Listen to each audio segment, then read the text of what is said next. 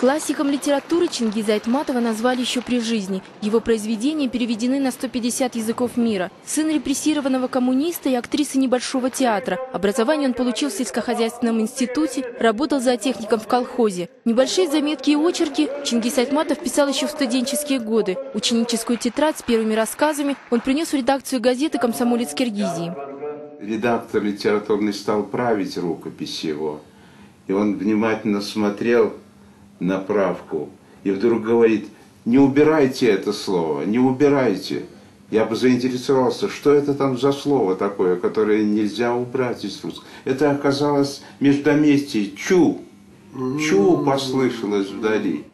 Первое и сразу международное признание пришло после выхода в свет повести Джамиля. Потом был «Пегий пес, бегущий краем моря» и «Плаха». На этих полках все издания книг Айтматова. От самых первых, зачитанных и потрепанных временем, до последнего романа «Когда падают горы». Он был издан незадолго до смерти писателя.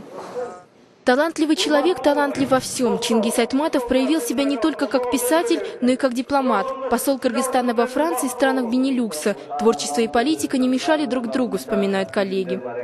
Наверное, основным вопросом всей его жизни это было понять человеческую суть, особенно его души. И это очень проглядывалось и в политической жизни.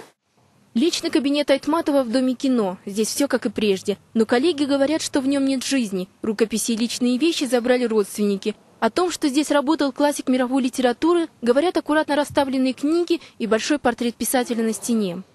Он знал, что это то, что называется смерть, или то, что называется приближением конца. Он к этому относился абсолютно легко, абсолютно отвергая того, что смерть или физический конец может отобрать у него что-то. Нет, он знал, что у него не в состоянии отобрать то, что он сделал. Чингиз Айтматов похоронен на мемориальном комплексе Атабиит. На могиле писателя цветы и венки от родных, друзей и коллег. В годовщину смерти нет никаких официальных мероприятий. Все они намечены на 12 июня.